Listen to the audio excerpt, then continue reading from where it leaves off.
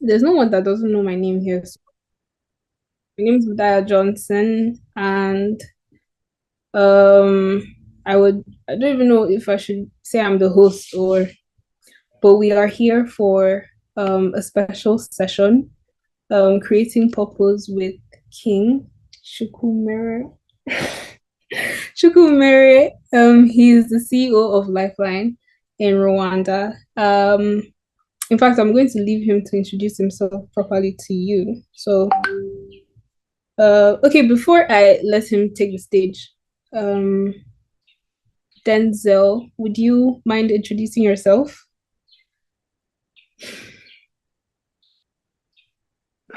Okay, so good evening, everyone. My name is Denzel Friday. I am a versatile wordsmith, a mental health coach, and a Nigerian law undergraduate. It's a pleasure to be here. Thank you. Thank you for joining. Amarachi, if you can speak, you can introduce yourself, but if you can't, you can like add it, send it in the chat.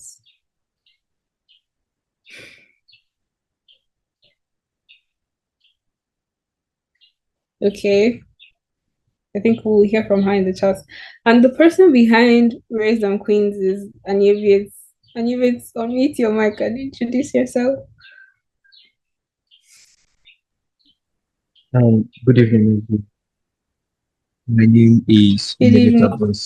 Chukwumere. I'm the community coordinator for Resident Queens Ambassador School. Okay, great. Thank you. Um, Chiamaka, please, we're introducing ourselves. Can you introduce yourself as well?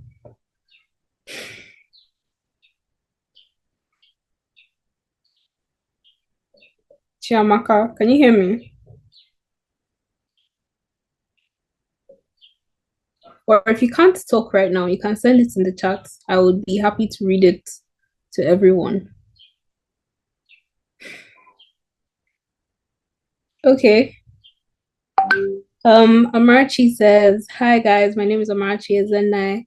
I'm a medical radiography student and one of the founding ambassadors of Raise Them Queens. Nice to meet you all."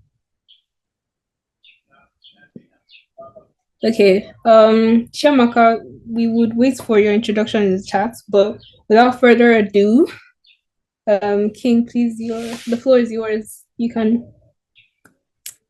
have the floor.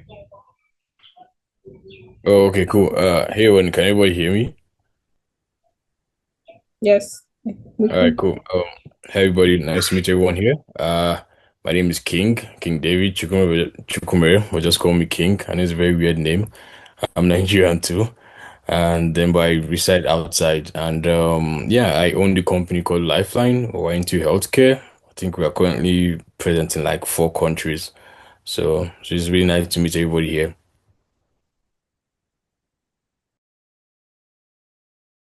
All right, it's nice to meet you too. Do you have a slide you want us to like help you present while you're presenting, or you're okay? No, I'm just gonna talk. Okay, that's Yeah, cool. you can just show me the questions. I'm just gonna talk.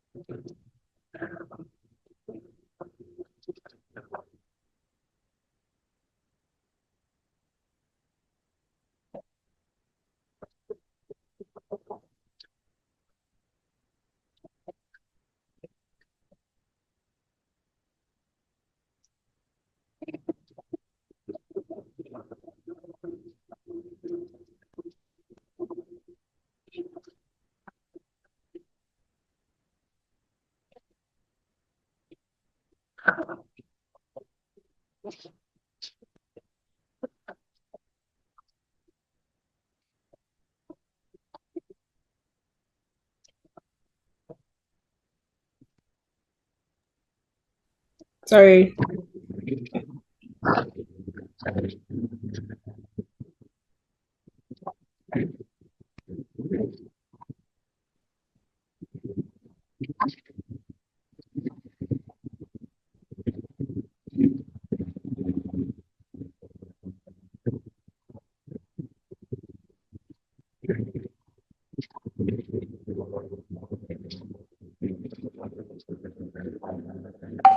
All right.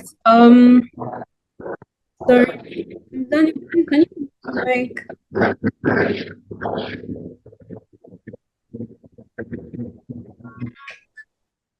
okay, perfect. Sorry.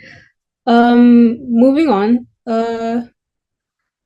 Since we're talking on creating purpose, um, to get to know what it means to create purpose, to get to understand that sometimes it's okay to not exactly find it, but to create it.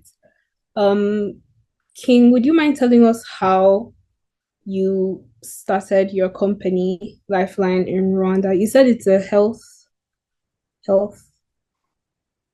Yeah, sure. Yeah, we started in Rwanda and then we moved to Morocco and US too, and also in Tanzania. So, you are you asking how we started? Yes. Okay. How did you know your purpose to start something different? Something since you said it's like a health, what did you call it? Yeah, we're into healthcare, basically, like healthcare and insurtech. Okay. Exactly. So it's basically tech, right? Health through tech. Yeah, 100%. So why didn't you just start a hospital, a normal hospital?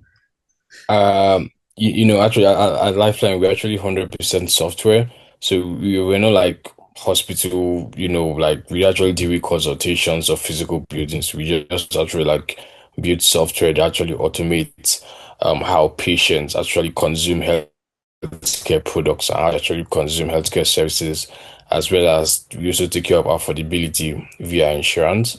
Because how we actually started is we actually noticed that, I mean, in the continent of Africa, like I noticed that 95% of Africans don't have insurance, which is kind of a problem. And doing deeper research, I actually found out that it's because insurance can be expensive. And even those that can actually afford insurance are finding it difficult to utilize insurance. So even among the 5% of the population that have insurance, I was like, how can I actually build a system that allows people use their insurance from a particular country in a different country seamlessly without, them actually having any hiccups? Because, when it actually comes to healthcare, it's a very delicate matter. There might be an emergency, and at that moment, someone can actually afford to pay the fees, but that person might have insurance in a totally different country. So we just actually had to find a way around it. And I mean, that's how we started Lifeline. So, so basically at Lifeline, we actually focus more on the affordability side of things because not everything accessible is affordable. These are actually two very different things. So, we were Mhm. like, what if, for example, someone buys an insurance in Nigeria and he finds himself in Tanzania like in 6 months and he has a health crisis in Tanzania? Instead of him actually purchasing a brand new insurance in Tanzania, why can't his insurance in Nigeria be utilized? And that's how Lifeline started. So we are basically like the bridge between you and your insurance country as well as cross-border, healthcare services, and we are at the same time we also understood that not everybody can even afford the insurance because even some of our patients and some of our customers don't even have insurance. So we also have our own micro subscription that acts like an insurance and it's way cheaper. This is basically starts at like $3 and $5 basically. And you can access certain pharmaceutical and clinical services for free. And it's also it's also cross country. So like I mean, like we said, like we're actually in 4 countries, but 2 African countries in particular. So 3 African countries in particular. So like let's say you actually buy a subscription in Nigeria, for example, and you find yourself in like Togo or Senegal, if you actually have a presence there, you can also utilize option. It works seamlessly, just like Spotify, the way you can use it basically in any country. So that's actually how we're trying to like welcome the whole healthcare system here. All right. That's a lot. I actually didn't know a lot about health insurance, so that seems like a real problem you're solving. No, it's fine. Most Um, people actually know it. about it.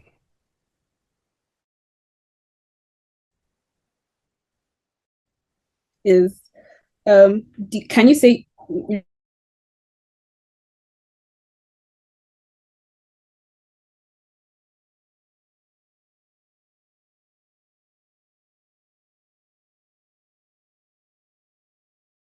what you have written down?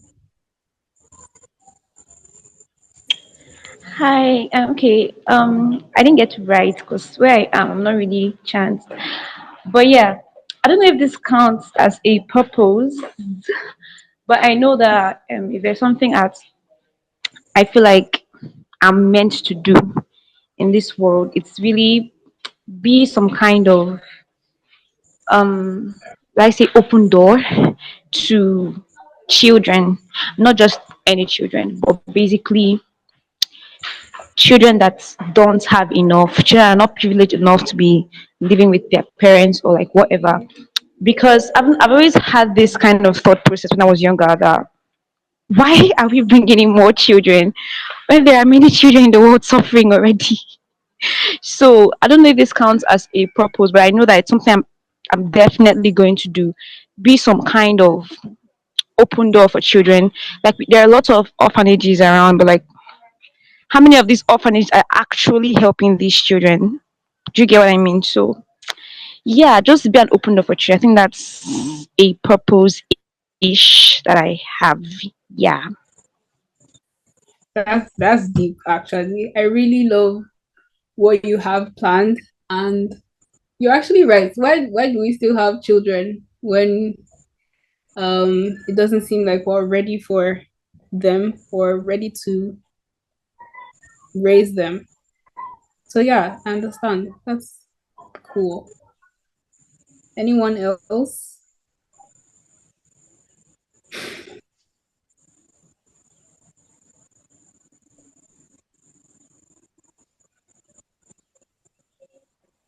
Mm, okay. Since no one else wants to share, and if you want to, you can share in the Discord group, which I believe our attendees are in. Um, so yeah, thank you once again, everyone. Blossom, Amarachi, Chiamaka, Denzel was here, but he's gone. Daniel, Uti, and Blossom, thank you so much for. Okay, Daniel has shared his. Basically, I have been having this dream to work on board a vessel. And this hasn't been an easy journey, but since it has been my personal dream, I have been intentional about doing all the needful to seeing this purpose come to reality. A vessel. What's a vessel? Is it like a ship? I'm sorry, I don't know. Chamaka doesn't know what